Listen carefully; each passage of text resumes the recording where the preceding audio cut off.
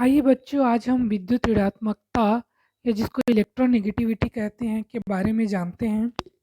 सबसे पहले हम इसका परिभाषा देख लेते हैं। किसी तत्व की किसी तत्व की विद्युत ऋणात्मकता उसके परमाणुओं की वह प्रकृति है जो सहसंयोजक बंध के सहभाजित इलेक्ट्रॉन युग्म को अपनी ओर आकर्षित करती है। एक तरह से विद्युत ऋणात्मकता इलेक्ट्रॉन को अपनी तरफ आकर्षित करने की जो प्रवृत्ति होती है उसे कहते हैं। और ये कोई भी परमाणु जब साझे के इलेक्ट्रॉन को किसके साझे के इलेक्ट्रॉन को सहसंयोजक बंध से बंधे जो साझे के इलेक्ट्रॉन होंगे उनको अपनी तरफ खींचने की जो गुण है या प्रवृत्ति है उसी को हम विद्युत ऋणता या इलेक्ट्रोनेगेटिविटी कहते हैं। दूसरे शब्दों में हम इसको किस तरह से परिभाषित कर सकते हैं? किसी सहसंयोजक अणु में उपस्थित परमाणु द्वारा सहसंयोजक बंध में सहभाजित इलेक्ट्रॉन को अपनी ओर आकर्षित करने की सापेक्षिक प्रवृत्ति को विद्युत ऋणात्मकता कहते हैं। जैसे मान लीजिए हमारे पास कोई एक यौगिक है HCl, इसमें दो परमाणु हैं। यदि कोई एक परमाणु इस साझे के इलेक्ट्रॉन को, जो कि एक एक इलेक्ट्रॉन ये साझे किए रहते हैं, उनको अपनी तरफ खींच ले तो उसी प्रवृत्ति को हम लोग विद्युत ऋणता या इलेक्ट्रोनेगेटिविटी कहते हैं। विद्युत ऋणता को हम लोग काई काई से प्रदर्शित करते हैं। एक्स नहीं है, ये काई है। और इसको जो संकेत है इसको दर्शाने के लिए हम लोग EN का उपयोग करते हैं, इलेक्ट्रोनेगेटिविटी। ठीक है, या तो हम लोग इसको काई लिखेंगे या फिर EN लिखेंगे। ठीक, तो चलिए आगे बढ़ते हैं। इससे पहले हम लोग इलेक्ट्रॉन बंधुता या इलेक्ट्रॉन लब्धि एंथैल्पी पढ़े थे। विद्युत ऋणता और इलेक्ट्रॉन लब्धि एंथैल्पी में कुछ अंतर है और ये बच्चों को काफ़ी कंफ्यूज करता है। तो आइए दोनों में क्या अंतर है उसको देख लें। देखिए, जो हमने इलेक्ट्रॉन बंधुता पढ़ा था ये विलगित गैसीय उदासीन परमाणु में पाया जाता है और उसमें इलेक्ट्रॉन को आकर्षित करने के साथ साथ इलेक्ट्रॉन को ग्रहण किया जाता था जिससे ऊर्जा निकलती थी और उसी को इलेक्ट्रॉन बंधुता कहते हैं। विद्युत ऋणता में क्या है? इसमें सहसंयोजक बंध से बंधे कोई परमाणु द्वारा साझे के इलेक्ट्रॉन को अपनी तरफ आकर्षित किया जाता है। पूरी तरह से लिया नहीं जाता है, उसको आकर्षित या अपनी तरफ खींचना की जो प्रवृत्ति है, खींचने की जो प्रवृत्ति है, उसे ही हम विद्युत ऋणता कहते हैं। इलेक्ट्रॉन बंधुता में खींचने के साथ साथ ग्रहण किया जाता था और उससे जो ऊर्जा निकलती थी उसको हम लोग इलेक्ट्रॉन बंधुता कहते थे। दूसरा, इलेक्ट्रॉन बंधुता की यूनिट होती थी इलेक्ट्रॉन वोल्ट पर परमाणु या किलो जूल पर मोल, ये इसकी यूनिट थी। लेकिन विद्युत ऋणता चूंकि अकेले नहीं मिलता है, ये कोई बंध में मिलता है और उसको हम कंपेयर करके निकालते हैं, इस कारण इसकी कोई यूनिट नहीं होती है। इलेक्ट्रॉन बंधुता अकेला पाया जाता था, विलगित होता था, लेकिन विद्युत ऋणता विलगित नहीं होती है या बंध में पाया जाता है। सहसंयोजक बंध बंधे दो परमाणुओं के बीच मिलेगा। आइए इसको प्रभावित करने वाले कारक देखते हैं। सबसे पहला कारक है परमाणु का साइज, परमाणु का आकार। यदि परमाणु का आकार जितना छोटा होगा, बंधी इलेक्ट्रॉन के लिए नाभिक का आकर्षण बल उतना ही अधिक होगा। जैसे अगर मैं आप लोग को चित्र से समझाऊं, यहाँ पे एक छोटा परमाणु है और एक बड़ा परमाणु है। यदि कोई इलेक्ट्रॉन इनके पास आएगा तो चूंकि छोटे इलेक्ट्रॉन में नाभिक के पास है ये जो इलेक्ट्रॉन है और बड़े आकार में नाभिक से दूर होगा इलेक्ट्रॉन, तो छोटे आकार में नाभिक और इलेक्ट्रॉन के बीच आकर्षण अधिक हो जाता है। आकर्षण बल अधिक होने के कारण इसमें विद्युत ऋणता भी अधिक होती है और यही कारण है कि फ्लोरीन का जो विद्युत ऋणता है वो पूरे पीरियोडिक टेबल में सबसे अधिक होता है, क्योंकि फ्लोरीन का जो आकार है सबसे छोटा होता है। तो अगर हम एक रिलेशन बनाना चाहें इलेक्ट्रोनेगेटिविटी और परमाणु साइज के बीच, तो हम इस तरह से इसका रिलेशन बना सकते हैं कि जो विद्युत ऋणता है वो परमाणु आकार के इन्वर्सली प्रोपोर्शनल होता है। यानी परमाणु आकार छोटा तो विद्युत ऋणता बड़ा, परमाणु आकार बड़ा तो विद्युत ऋणता छोटा होगा।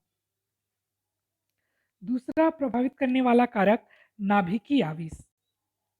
ठीक, इसको भी हम एक चित्र से समझ लेते हैं। एक परमाणु जिसमें नाभिकीय आवेश कम, दूसरा परमाणु जिसमें नाभिकीय आवेश ज़्यादा। ठीक, बाहर इलेक्ट्रॉन आएगा तो आप आसानी से इमेजिन कर सकते हो कि जिसकी शक्ति ज़्यादा वो इलेक्ट्रॉन को अपनी तरफ आकर्षित ज़्यादा करेगा। जैसे कि एक पतला इंसान और एक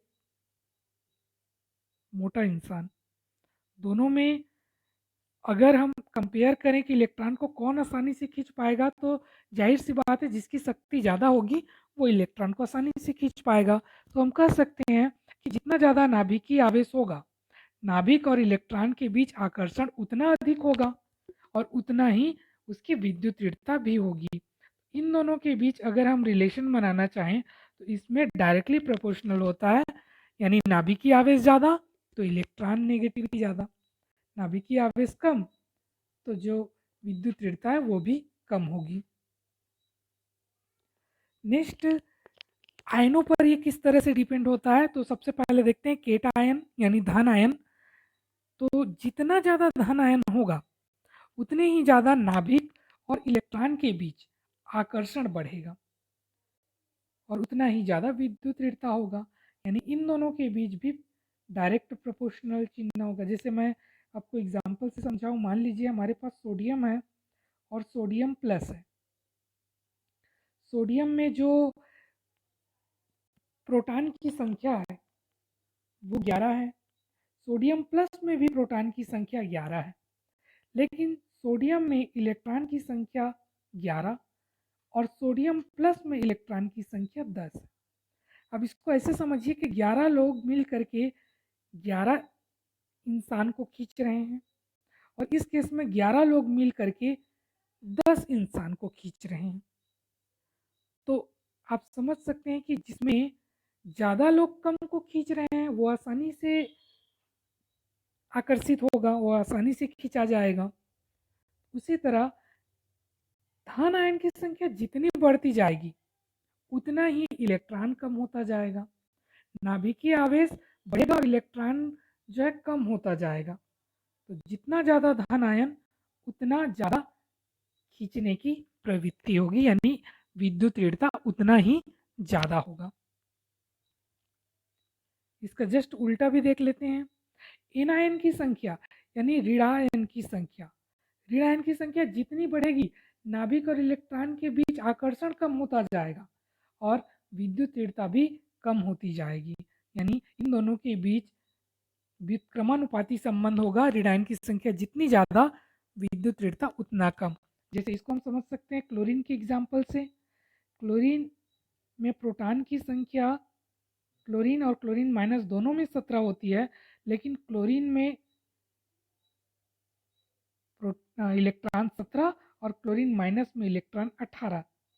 अब देखिए 17 लोग 17 जने को खींच रहे हैं और 17 लोग 18 जने को खींच रहे हैं, यानी खींचने की जो शक्ति है वो यहाँ पर कम है, कम जने ज़्यादा को खींच रहे हैं तो यहाँ कम आकर्षण होगा, जबकि यहाँ 17 लोग 17 जने को ही खींच रहे हैं तो यहाँ आकर्षण ज़्यादा होगा।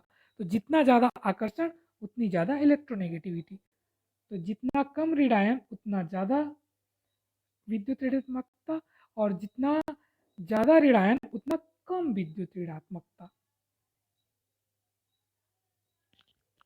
नेक्स्ट है संकरण की प्रकृति, या जिसको हम बोलते हैं एस कक्षक की प्रतिशत।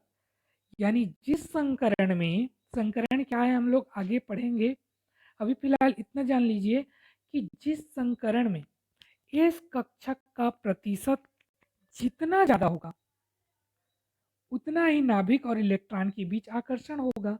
क्यों? क्योंकि एस कक्षक नाभिक के पास में होता है, तो एस कक्षक जितना ज़्यादा होगा उतना ही नाभिक से आकर्षण ज़्यादा होगा। तो इस कारण जिस संकरण में इस कक्षक का परसेंट जितना ज़्यादा होगा, नाभिक और इलेक्ट्रॉन के बीच आकर्षण उतना ज़्यादा होगा और इलेक्ट्रॉन नेगेटिविटी उतना ही अधिक होगी। यानी डायरेक्ट प्रोपोर्शनल होगा इस कक्षक के एस के परसेंटेज से। जितना ज़्यादा इसका परसेंटेज उतनी ज़्यादा विद्युत ऋणात्मकता। तो यदि आपसे पूछा जाए sp संकरण, sp2 संकरण और sp3 संकरण में किसमें इलेक्ट्रोनेगेटिविटी विद्युत ऋणात्मकता अधिक होगी, तो परसेंट निकाल लीजिए। sp में s का परसेंट है 50%, 50 s है 50 p है। अगर sp2 में निकालें तो s का परसेंट निकल के आएगा 33.33 और sp3 में यदि s का परसेंटेज निकालें तो ये आएगा 25%। 4 है, 4 में 1 को मिलेगा 25, यहाँ sp2 में 3 है तो 1 को मिलेगा 33.33।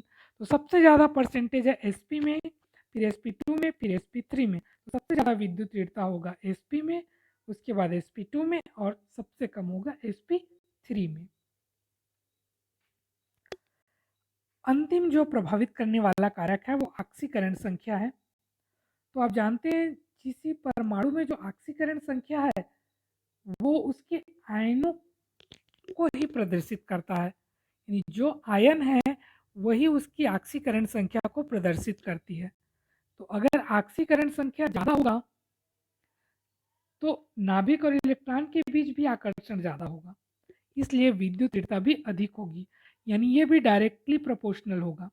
आइए इसको समझते हैं। मान लीजिए हमारे पास है Fe2+ और Fe3+। अगर मैं पूछूं Fe2+ में ऑक्सीकरण संख्या कितना, तो 2। अगर मैं पूछूं Fe3+ में ऑक्सीकरण संख्या कितना, तो 3। जो उसमें आयन होता है वही उसकी ऑक्सीकरण संख्या को दर्शाता है। तो देखिए अगर Fe2+ में देखें तो 2 इलेक्ट्रॉन कम है, Fe3+ में देखेंगे तो 3 इलेक्ट्रॉन कम है। जितना इलेक्ट्रॉन कम होगा उतना नाभिक और इलेक्ट्रॉन के बीच आकर्षण बढ़ेगा। तो जितना ज़्यादा आकर्षण जितना ज़्यादा ऑक्सीकरण संख्या उतना ज़्यादा विद्युत ऋणात्मकता बढ़ेगी।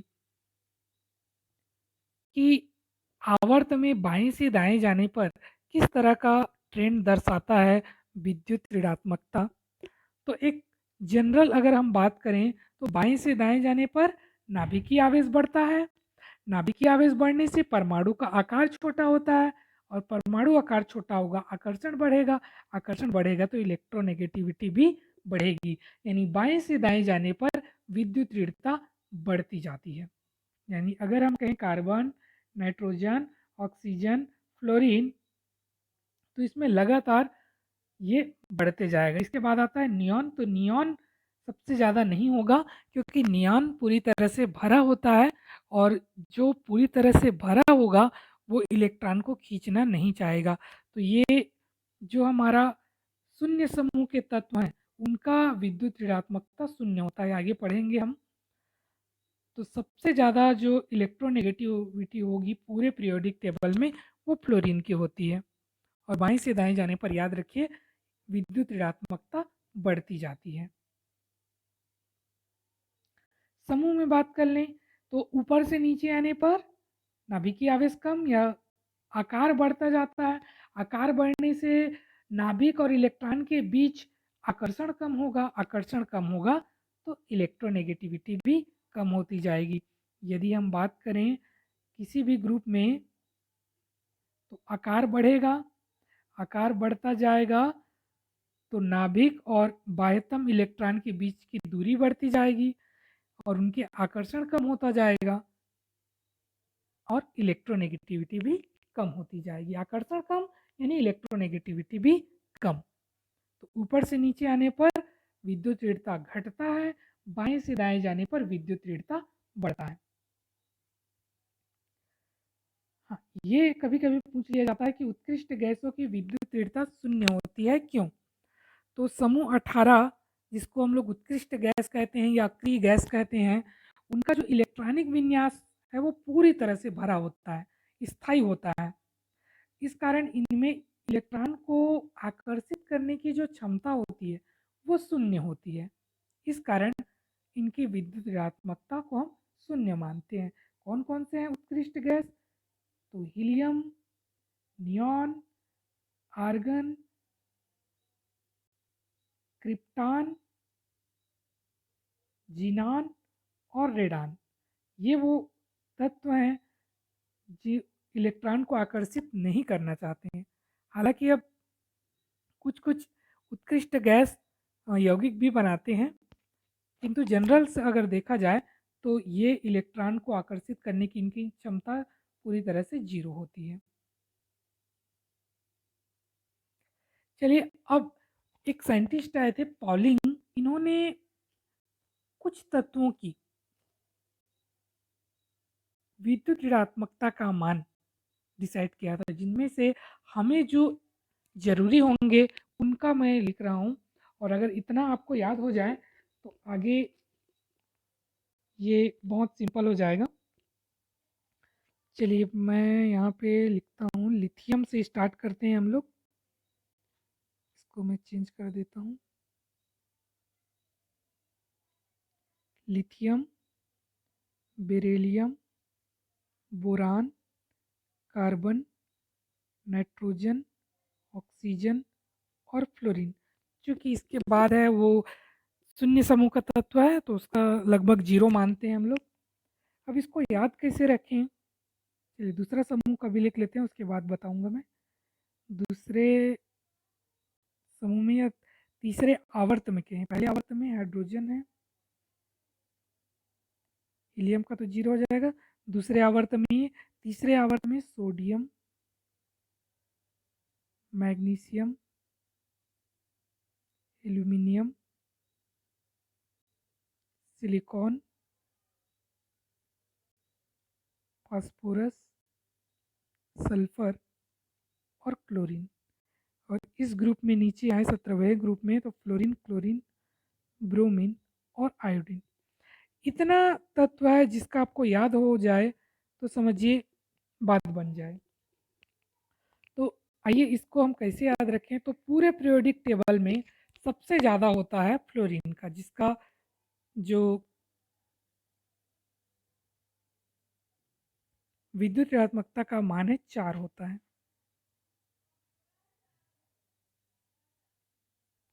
अब इसमें 0.5 आप कम करते आइए, इसका हो जाएगा 3.5, इसका हो जाएगा 3, इसका हो जाएगा 2.5, इसका हो जाएगा 2, इसका हो जाएगा 1.5 और लिथियम का हो जाएगा 1। ठीक, हमने क्या किया? फ्लोरीन, जिसको पॉलिंग ने 4 माना था, उसके बाद हम 0.5 कम करते गए, तो हमें जो दूसरा आवर्त है उसकी विद्युत ऋणात्मकता का मान पता चल गया। अब हम क्या करेंगे? फ्लोरीन से जब नीचे आएंगे तो एक कम कर देंगे। 4 फ्लोरीन का था, क्लोरीन का हो गया 3, इसमें 0.5 कम करो, 2.5, ये आ जाएगा सल्फर का। इसमें 0.4 कम करो, 2.1, ये आ गया फास्फोरस का। अब जितना इधर बचा उसमें 0.3 कम करते जाओ, तो ये आएगा 1.8, 1.5, 1.2 और 0.9। जितना फास्फोरस का उतना ही हाइड्रोजन का, जितना फास्फोरस का उतना हाइड्रोजन का, जितना कार्बन का उतना आयोडीन का, और एक बच गया ब्रोमीन, इसका होता है 2.8। तो इस तरह से इसकी वैल्यू हमको याद रखनी है। फ्लोरीन का 4 होता है, उससे 0.5 कम करते जाओ, दूसरे आवर्त का पता चल जाएगा। तीसरे आवर्त में क्लोरीन का 3, उसके बाद 0.4 कम करो, पहले 0.5 फिर 0.4, फिर जितना भी बचा उसमें 0.3 कम कर दो। जितना फास्फोरस का उतना हाइड्रोजन का, जितना कार्बन का उतना आयोडीन का, और ब्रोमीन का होता है 2.8। इसको आप इस तरह से एक ट्रिक के माध्यम से भी याद कर सकते हैं। कौन सा ट्रिक है, आइए देखते हैं। देखिए, हमें जिन तत्वों का विद्युत ऋणात्मकता का मान याद करना है, उन तत्वों को मैं लिख देता हूँ। वो है फ्लोरीन, ऑक्सीजन, जो घटते क्रम में है।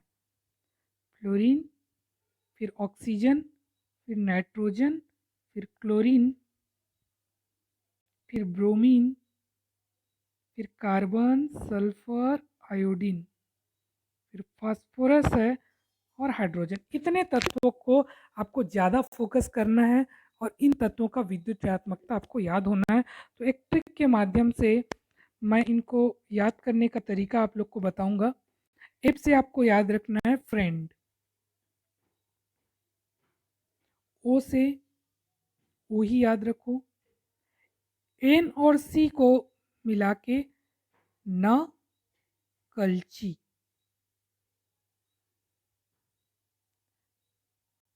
बी आर से बड़ी, सी एस आई तीनों को मिला के कैसी, पी से पास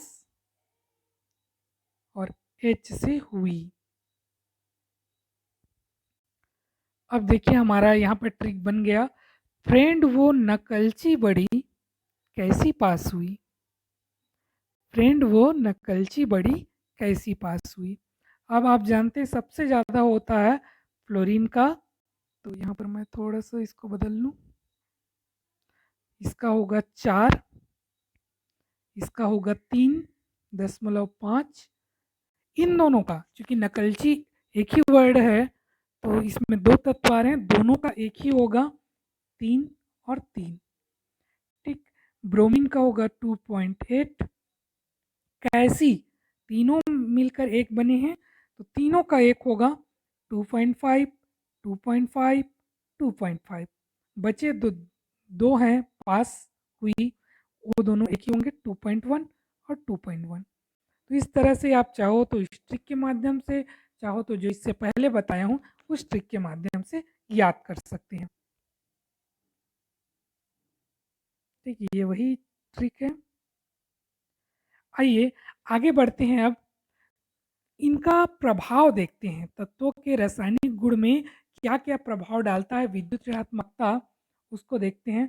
तो सबसे पहला है बंध की प्रकृति, यानी विद्युत ऋणात्मकता के द्वारा हम कौन सा आयनिक बंध होगा, कौन सा सहसंयोजक बंध होगा, उसको बता सकते हैं। तो यदि किन्हीं भी दो परमाणुओं में इलेक्ट्रोनेगेटिविटी का अंतर 1.7 हो तो वो 50% आयनिक होगा और 50% सहसंयोजक होगा।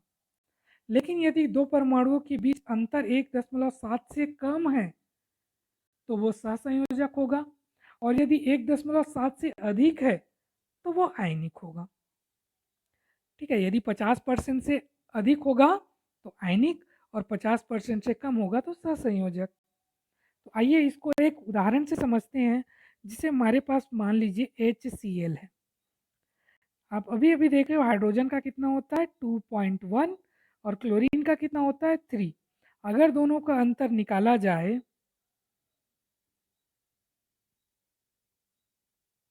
तो आएगा 0.9। 0.9 यानी 1.7 से कम है, 1.7 से कम है तो इन दोनों के बीच जो यौगिक होगा वो सहसंयोजक होगा। इसी तरह मान लेते हैं हमारे पास है सोडियम क्लोराइड, इसको मैं मिटा देता हूँ। हमारे पास क्या है सोडियम क्लोराइड NaCl। अब जरा इसमें देखते हैं सोडियम और क्लोरीन में किसका इलेक्ट्रोनेगेटिविटी का अंतर कितना आता है। सोडियम का होता है 0.9 और क्लोरीन का होता है 3। तो इन दोनों का अगर डिफरेंस निकाला जाए तो ये आएगा 2.1, यानी 1.7 से ज़्यादा है, इस कारण सोडियम क्लोराइड कैसा होगा आयनिक होगा। तो हम इलेक्ट्रोनेगेटिविटी के आधार पे ये बता सकते हैं कि कौन आयनिक होगा और कौन सहसंयोजक होगा। चलिए दूसरा इसका प्रभाव देखते हैं। दूसरा है बंध की ध्रुवता। दो तत्वों के मध्य विद्युत ऋणता के अंतर से कौन ध्रुवीय होगा और कौन अध्रुवीय होगा हम आसानी से जान सकते हैं। यदि विद्युत ऋणता का अंतर बहुत कम है तो वो अध्रुवीय होगा, और जैसे जैसे विद्युत ऋणता का अंतर बढ़ते जाएगा तो वो ध्रुवीय होता जाएगा। ठीक, यदि जो अंतर है वो बहुत कम है, जैसे मान लीजिए 0.4 तक है अंतर या 0.5 तक है, तो वो अध्रुवीय कहलाता है। और जैसे जैसे ये बढ़ता जाएगा उसमें ध्रुवता भी बढ़ती जाएगी। नेक्स्ट है अम्ल और क्षार का अनुमान लगाना। तो हम अनुमान कैसे लगाते हैं? यदि किसी यौगिक का जल अपघटन हो और OH बाहर निकले तो वो क्षार कहलाता है, और यदि H प्लस बाहर निकले तो वो अम्ल कहलाता है। लेकिन हम कैसे डिसाइड करें कि किसमें OH निकले और किसमें H निकले? तो इसका एक आंसर हम इलेक्ट्रोनेगेटिविटी के आधार पे दे सकते हैं कि वह बॉन्ड टूटता है जिसमें इलेक्ट्रोनेगेटिविटी का अंतर ज़्यादा होता है। जैसे NaOH की बात करें, NOH, अब हमें डिसाइड करना है कि यहाँ से H निकलेगा कि OH निकलेगा।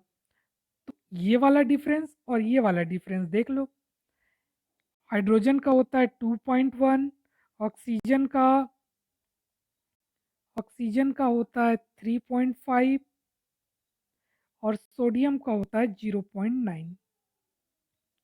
अब ये वाला डिफरेंस पहले पता करो, तो ये आएगा 4, 1.4 आएगा ये वाला। अब जरा ये वाला डिफरेंस पता कीजिए, 15 में 9 गया, आएगा 6 और ये होगा 2.6। तो देखिए ये वाला जो अंतर है वो ज़्यादा आ रहा है, इसलिए ये वाला बॉन्ड टूटेगा। ये सोडियम प्लस और OH माइनस बनाएगा। अब जरा हम लोग इस वाले को भी देख लेते हैं, इसको मैं रब कर देता हूँ।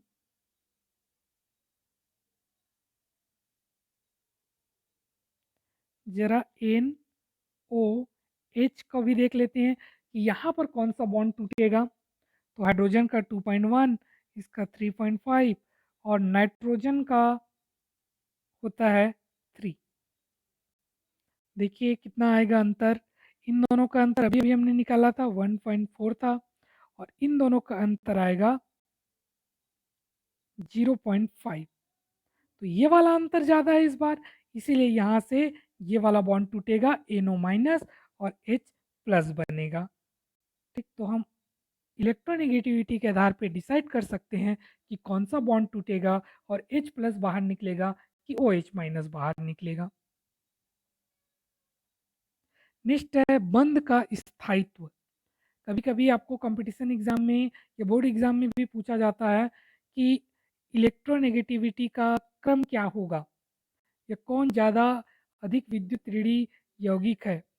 तो वे यौगिक जिनका इलेक्ट्रोनेगेटिविटी का अंतर अधिक होगा वो अधिक स्थायी होंगे। जैसे HF, हाइड्रोजन का होता है 2.1 और फ्लोरीन का होता है 4। इसमें अगर देखें 2.1 और इसका होगा 3, यहाँ अगर देखें 2.1, यहाँ 2.8, यहाँ देखें 2.1, 2.5। आप देख सकते हैं सबसे कम इलेक्ट्रोनेगेटिविटी किस में होगा। सबसे कम जो अंतर है वो आपको HI में मिलेगा, यानी कि यहाँ पर इलेक्ट्रॉन को खींचने की क्षमता सबसे कम है। तो इलेक्ट्रॉन की खींचने की क्षमता अगर सबसे कम हो रही है तो वो सबसे अधिक क्या होगा, अस्थायी होगा।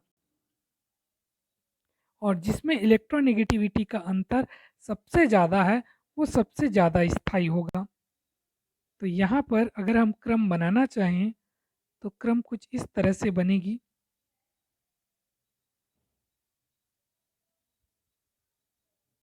अगर यही आपको पूछा जाता कि किसमें आसानी से बॉन्ड जो है टूट सकता है, तो वो होता है HI, अस्थाई है बहुत। ठीक। तो जिन तत्वों का विद्युत ऋणात्मकता का मान अधिक होगा उनको हम अधातु मानते हैं, और जिनका कम होगा उनको धातु मानते हैं। यानी पीरियोडिक टेबल में जब हम बाएं से दाएं जाते हैं, इलेक्ट्रोनेगेटिविटी का मान बढ़ता है यानी अधात्विक गुण बढ़ता है, और ऊपर से नीचे जाने पर इलेक्ट्रोनेगेटिविटी का मान कम होता है यानी कि धात्विक गुण बढ़ेगा। ठीक। एक और लास्ट हम देख लेते हैं, बंध की लंबाई, सातवां प्रॉपर्टी, बंध की लंबाई। और मेरे ख्याल से ये छठवां ही होगा, ये बीच में एक पॉइंट छूटा हुआ था, देख लीजिएगा कौन सा पॉइंट छूटा हुआ है, शायद दूसरा या तीसरा होगा। तो जानते हैं बंध की लंबाई, आप थोड़ा सा इमेजिन कीजिए, यदि विद्युत तीव्रता बढ़ रही है तो बंध की लंबाई बढ़ेगी कि कम होगी। दो परमाणु हैं, उनके बीच यदि विद्युत तीव्रता बढ़ रही है यानी इलेक्ट्रॉन को आकर्षित करेगा, तो ये जो बंध है वो आपस में थोड़ा सा संकुचित होगा, एक दूसरे की ओर आकर्षित होंगे तो बंध थोड़ा सा छोटा होगा। यानी बंध की लंबाई कब छोटी होगी, जब विद्युत तीव्रता बढ़ेगी। जितनी ज़्यादा विद्युत तीव्रता होगी बंध की लंबाई उतनी छोटी होगी, और जितनी कम विद्युत तीव्रता होगी अपेक्षाकृत बंध की लंबाई बड़ी होगी।